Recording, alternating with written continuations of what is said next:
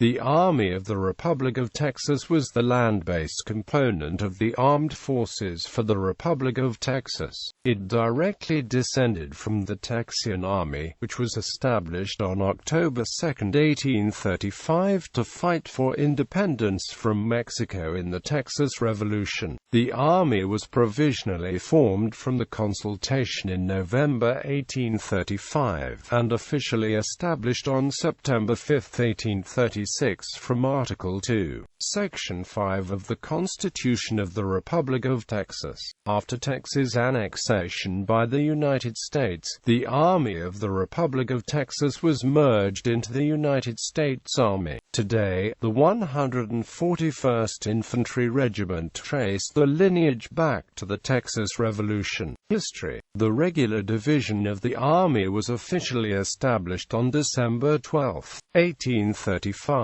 Any man who enlisted in the regular division would receive $24 in cash, the rights to 800 acres of land, and instant Texan citizenship. Those who joined the Volunteer Auxiliary Corps would receive 640 acres of land if they served 2 years, while those who served 1 year would receive 320 acres.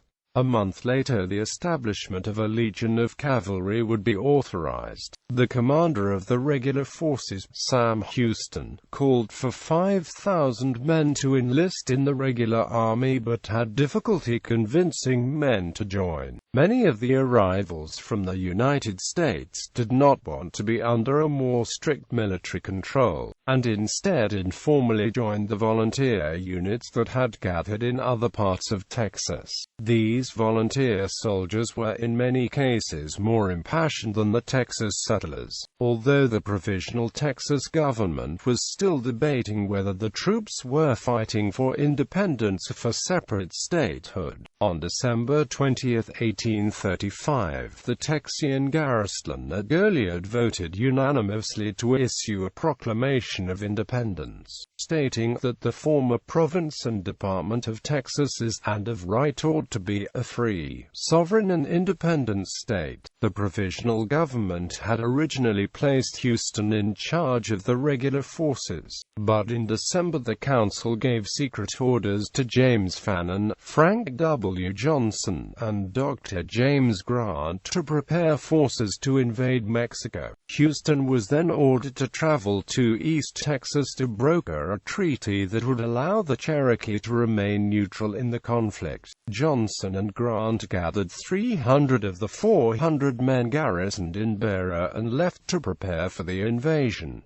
The government was woefully short of funds. On January 6, 1836, Colonel James C. Neal, commander of the remaining 100 troops in Beara, wrote to the council, "There has ever been $1 here. I have no knowledge of it. The clothing sent here, by the aid and patriotic exertions of the Honorable Council, was taken from us by arbitrary measures of Johnson and Grant, taken from men who endured all the hardships of winter and who were not even sufficiently clad for summer, many of them having but one blanket and one shirt, and what was intended for them given away to men, some of whom had not been in the army more than 4 days, and many not exceeding 2 weeks. For the next several months it was unclear who was in charge of the Texian Army, Fannin, Johnson, Grant, or Houston." On January 10, Johnson issued a call to form a federal volunteer army of Texas which would march on Matamoros during the Matamoros expedition. Organization. The first regular army was officially created and organized by the Consultation in 1835, and was largely based on that of the United States Army. The Consultation called from the most senior officer known as the Commander-in-Chief with the rank of Major General to command the regular army, and the volunteers with the power to appoint 1 Adjutant General, 1 Quartermaster General, 1 Paymaster General, 1 Surgeon General, and 4 aides-de-camp. M.G. Sam Houston was elected as the inaugural Commander-in-Chief by representatives of the Consultation of 1835 on November 12, 1835.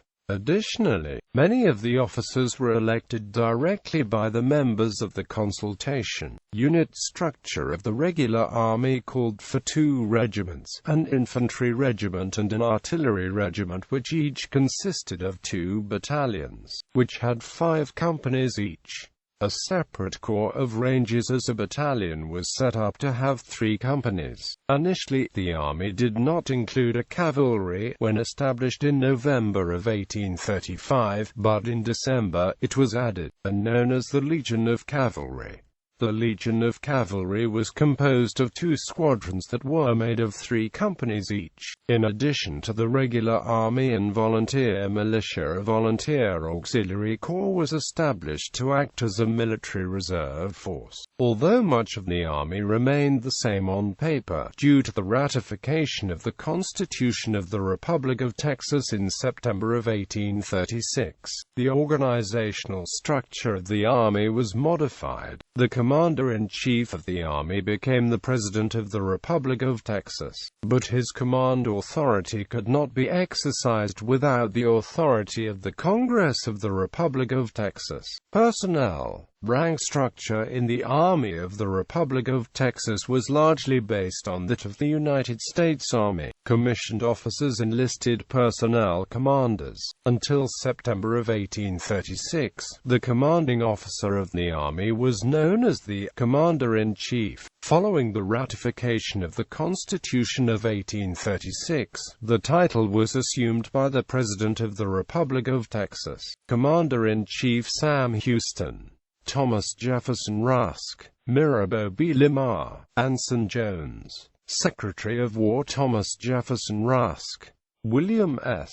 Fisher, George Washington Hockley, George Washington Hill, Morgan C. Hamilton, William Gordon Cook, Commanding Officer of the Army of the Republic of Texas M.G. Thomas Jefferson Rusk, B.G. Felix Houston, B.G. Albert Sidney Johnston. Citations